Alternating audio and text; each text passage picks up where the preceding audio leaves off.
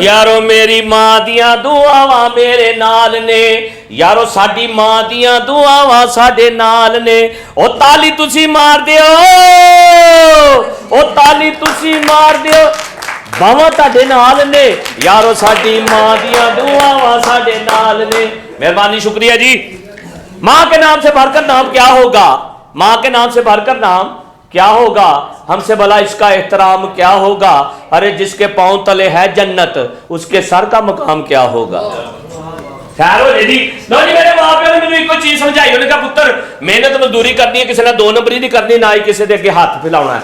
इत्थे नौकरी करन तो पहले यकीन करो मैं इन्नी मेहनत की कि रोजगार नहीं सी। मैं फिर भी कई तांबियां लैके चौंक दे विच बहना मजदूरां दे नाल। मैं कहा मेरे मां प्यो ने कहा किसी के अगे हाथ नहीं करना। मैं यकीन करो मेहनत की खातर इंज करके ना कई तांबियां लैके चौंक च बैठा रहा, सारा दिन कोई मैनूं मजदूरी नहीं लैन आया। आखिरकार रात में एक बंदा आया, कहता पुत्र मजदूरी कर लेना। मैं कहा हाँ जी कर ली दी है। उन्हें कहा पिछे मोटरसाइकिल दे बो, मैं उहदे पिछे बैठा, हाले उन्हें इशारा किया ही कि मजदूरी दिमाग में चढ़ी सी कि 4 पैसे मिलणगे। मैं यकीन करो कई फड़ के इंज करके जाके शुरू होया। मैं जू खोदना शुरू किया, जमीन नूं खोदी जा रहा 2 घंटे बाद मैं खप पाती। मैं कहा मुबारक होवे भाई जान, तुहाडी जमीन दे विचों पेट्रोल निकल आया। उन्होंने रल के मैनूं कुटिया, कहते साले साडे पेट्रोल पंप की टैंकी पाड़ती। गलो जी पहली मजदूरी जी पहली पी पै गई। मैं कहा गल ही कोई नहीं, किसी अगे हाथ नहीं करना पापी पेट की खातर। मैं खुसरा बन के मौत के खूह ते चला गया। मैं कहा इत्थे किन्ने पहचानना वे, मेहनत करांगे मजदूरी करांगे। मैं करके जो उत्ते वेखिया तमाशबीन खलोते ने, मैं बड़े आराम नाल वेल ड्रैस हो के कुड़ियां वाले कपड़े पा के अंदर खुसरे वांगू इंज वड़िया,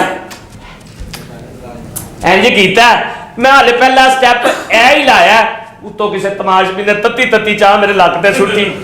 मैं बस उत्थे भी नसिया। मैं कहा यार मजदूरी च की करांगा, मैं समझ नहीं आउंदी, लेकिन मां प्यो के उत्ते अमल जरूर किया।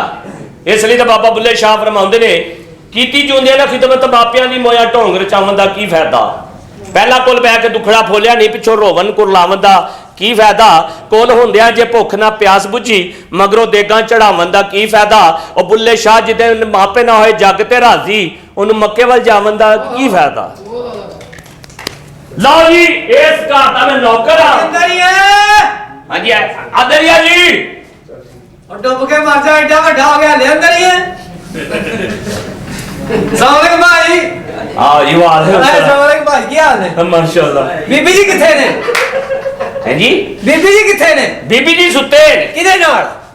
की मतलब भाई एडी ठंड च नहीं ना कल्ले सुता जांदा। क्यों कल्ले नहीं सुता जांदा? मेरे को तो नहीं सुता जांदा। अल्लाह दा फजल है, उन्हां दी रज़ाइयां है ने, उन्हां को सुते ने। अच्छा जी, हुणे तबीयत नहीं सही हो सुते ने। तुसी किधर आए हो? मैं भाई मेरे उस्ताद ने कहा कहंदा जा उन्हां को पैसे लेके आ दुकान दे। कादे दुकान दे? भाई साड को सौदा ले खांदे रहे हो। उधार किन्ने पैसे दे?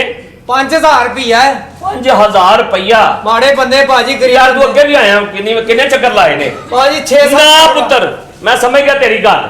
पैसे कदी इंज नहीं वापस होए, ना ही कोई देंदा ही। ऐ शराफत ना तेन पैसे नहीं मिलने। अच्छा जी। हाँ तेन एक तरीका दस ना, तेन इंज पैसे मिलणगे जो ते अमल करेगा। भाई ये पैसे मेरे दो हो गए। दुनिया नूं चतर चलाक होके मिलना पैंदा है। अच्छा जी। फिर पैसे मिलते मैं तुम दसांगा ना जिस तरह तेनू उंज पैसे वापस मिलणगे। ठीक है समझ लै कि तू मैं वा ते मैं तू यानी कि मैं बाहरों आवांगा पैसे लैन। जिंज मैं तेनू दसांगा ना पैसे मिलणगे तेनू। हाँ जी मिलणगे। इत्थे बोलो तुसीं, मैं आ रहा पैसे लैन।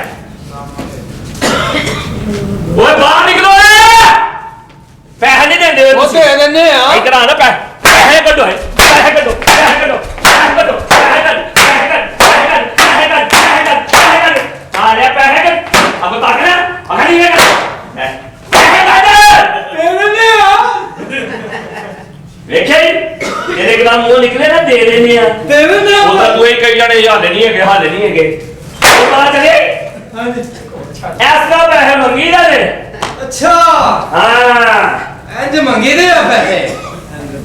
सोने उस तरह तेन नहीं पैसे मिलने इतने जबर नहीं मतलब तू इतने कहो मैं पैसे लैन आऊंगा इंज मंगी दे पैसे। नहीं नहीं मैं तो तेन दसिया बस। नहीं नहीं मैं वारी लेनी है।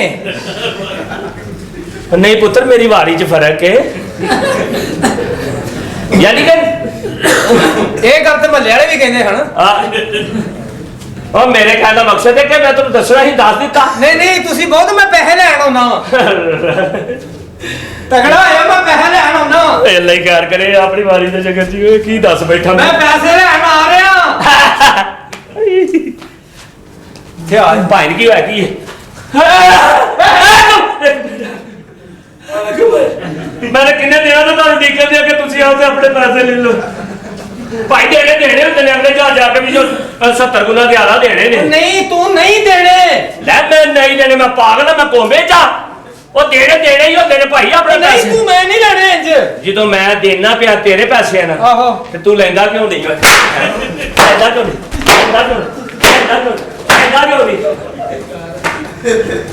ਵਾਰੀ ਲੈਣ ਆਇਆ ਮੈਂ ਛੱਡਾਂਗਾ